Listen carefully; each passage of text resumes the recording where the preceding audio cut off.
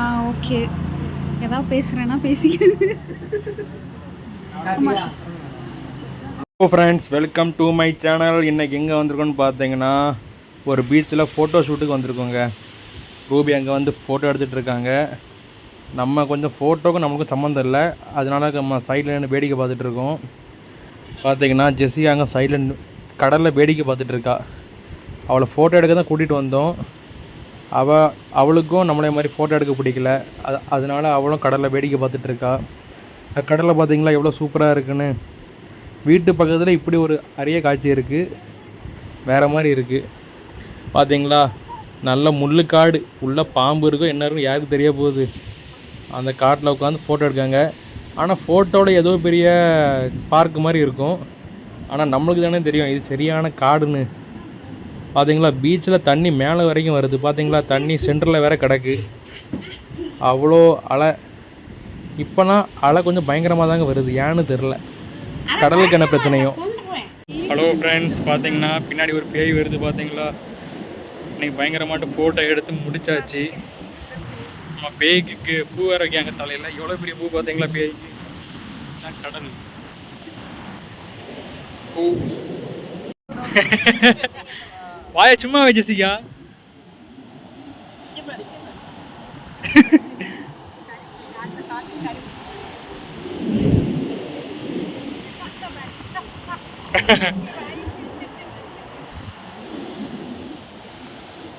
ஒரு முள்ளு மீன் செத்து கிடக்கு.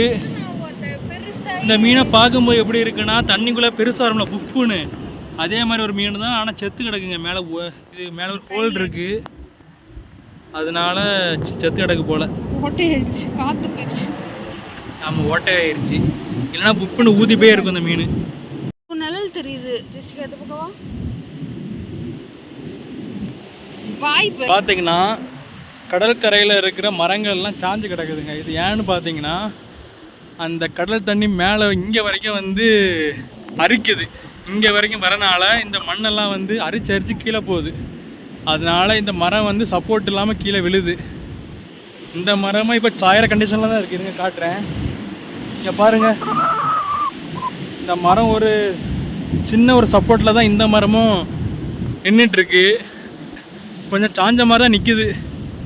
இந்த மரம் என்னைக்கு விழுதுன்னு தெரிலங்க, கூட சீக்கிரம் விழுன்னு நினைக்கிறேன், பார்ப்போம். இப்போ நான் மேலே தாங்க இப்போ போயிட்டுருக்கேன். சன்லைட்டு சூப்பராக வருது. கடல் அலை பயங்கரமாட்டு இங்கே வரைக்கும் வருது, ஆனால் நம்மக்கிட்ட வர மாட்டேங்க. ஏன்னா நம்மளை பார்த்து கொஞ்சம் கடலுக்கு கொஞ்சம் பயம் போல் அப்படின்னு சொல்லிட்டு நம்ம கடல்கிட்ட போனால் நம்மளை கடல் அலைக்கா தூக்கிட்டு போயிடும். ஏன்னா நம்மளுக்கு தான் கடலை பிடிக்காது, ஆனால் கடலுக்கு நம்ம எல்லாரையும் பிடிக்கும். நீங்கள் கிட்ட போய் பாருங்களேன், உங்களை பாசமாக தூக்கிட்டு போயிடும் அப்படியே. அதுக்கப்புறம் நீங்கள் வந்தால் தான் உண்டு, அதுக்கப்புறம் ரொம்ப கஷ்டம்தான்.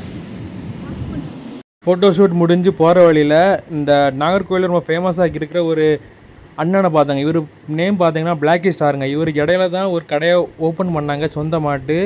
இவர் வந்து இன்ஸ்டாகிராம்லலாம் பயங்கர ஃபேமஸான ஆளுங்க இவர்.